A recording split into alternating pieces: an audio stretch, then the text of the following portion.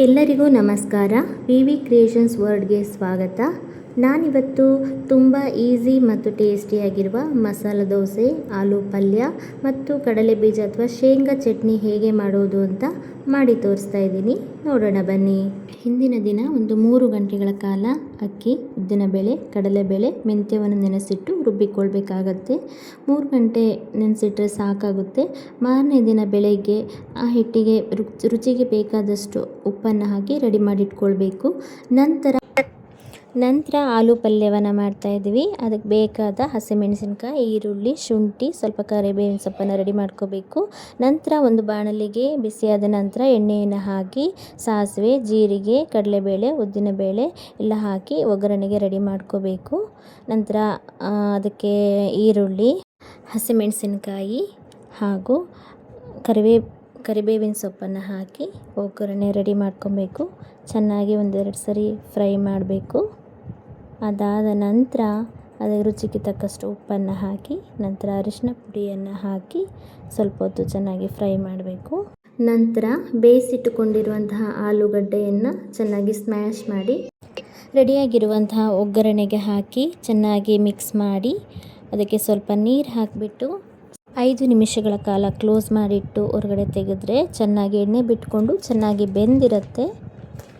ಅದಾದ ನಂತರ ಅದಕ್ಕೆ ಕೊತ್ತಂಬರಿ ಸೊಪ್ಪನ್ನು ಕಟ್ ಮಾಡಿ ಹಾಕಿಬಿಟ್ಟು ಕ್ಲೋಸ್ ಮಾಡಿದರೆ ನಿಮಗೆ ಆಲೂಗಡ್ಡೆ ಪಲ್ಯ ರೆಡಿಯಾಗಿರುತ್ತೆ. ತುಂಬ ಚೆನ್ನಾಗಿರುತ್ತೆ. ಟೇಸ್ಟ್ ಮಾಡಿ ನೋಡಿ. ಇದಾದ ನಂತರ ನೆಕ್ಸ್ಟು ಶೇಂಗಾ ಚಟ್ನಿ ಹೇಗೆ ಮಾಡೋದು ನೋಡೋಣ. ಒಂದು ಬಾಣಲಿಗೆ ಶೇಂಗಾ ಬೀಜವನ್ನು ಹಾಕಿ ಸ್ವಲ್ಪ ಲೋ ಫ್ಲೇಮಲ್ಲಿ ಹುರಿದುಕೊಂಡು ಪಕ್ಕಕ್ಕೆ ಎತ್ತಿಟ್ಕೊಂಡಿರಬೇಕು. ನೆಕ್ಸ್ಟು ಅದಕ್ಕೆ ಬೇಕಾದ ಟೊಮೊಟೊ, ಈರುಳ್ಳಿ, ಹಸಿಮೆಣಸು, ಬೆಳ್ಳುಳ್ಳಿ, ಶುಂಠಿ, ಸ್ವಲ್ಪ ತೆಂಗಿನಕಾಯಿ ಇವೆಲ್ಲವನ್ನು ಕಟ್ ಮಾಡಿ ರೆಡಿ ಮಾಡಿ ಇಟ್ಕೋಬೇಕು. ಸ್ವಲ್ಪ ಕರಿಬೇವಿನ ಸೊಪ್ಪು ಕೂಡ ಬೇಕಾಗುತ್ತೆ. ಎಲ್ಲ ರೆಡಿ ಮಾಡಿ ಇಟ್ಕೊಂಡ ನಂತರ ಅದೇ ಬಾಣಲಿಗೆ ಸ್ಟವ್ ಆನ್ ಮಾಡಿಕೊಂಡು ಸ್ವಲ್ಪ ಕಾದ ನಂತರ ಎಣ್ಣೆ ಹಾಕಿ ಎಣ್ಣೆ ಸ್ವಲ್ಪ ಕಾದ ನಂತರ ಈರುಳ್ಳಿ, ಹಸಿಮೆಣಸಿನಕಾಯಿ, ಶುಂಠಿ, ಬೆಳ್ಳುಳ್ಳಿ, ಟೊಮೊಟೊ ಇವೆಲ್ಲವನ್ನು ಹಾಕಿ ಚೆನ್ನಾಗಿ ಫ್ರೈ ಮಾಡ್ಕೊಳ್ಬೇಕು.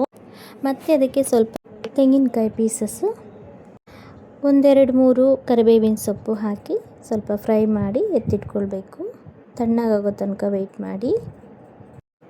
ಇದಾದ ನಂತರ ಒಂದು ಮಿಕ್ಸಿ ಜಾರಿಗೆ ಆವಾಗಲೇ ಹುರಿದುಕೊಂಡಿಟ್ಕೊಂಡಿರುವಂತಹ ಕಡಲೆ ಬೀಜ ಮತ್ತು ಇವಾಗ ಫ್ರೈ ಮಾಡ್ಕೊಂಡಿರುವಂಥ ಎಲ್ಲವನ್ನು ಹಾಕಿ ಮತ್ತು ಇದಕ್ಕೆ ಸಣ್ಣದೊಂದು ತುಂಡು ಹುಣಸೆ ಹಣ್ಣು, ನೆಕ್ಸ್ಟು ರುಚಿಗೆ ತಕ್ಕಷ್ಟು ಉಪ್ಪು, ನೆಕ್ಸ್ಟು ಕೊತ್ತಂಬರಿ ಸೊಪ್ಪು ಮತ್ತು ಲಾಸ್ಟಿಗೆ ಸ್ವಲ್ಪ ಹುರಿಗಡಲೆಯನ್ನು ಸೇರಿಸಿ ಮಿಕ್ಸಿ ಮಾಡಿದರೆ ಚಟ್ನಿ ರೆಡಿಯಾಗಿರುತ್ತೆ. ಈ ಚಟ್ನಿಗೆ ಒಂದು ಸಣ್ಣದಾದ ಒಂದು ಒಗ್ಗರಣೆಯನ್ನು ಹಾಕ್ಕೊಳ್ಳೋಣ. ಸಿಂಪಲ್ ಆಗಿರೋದು.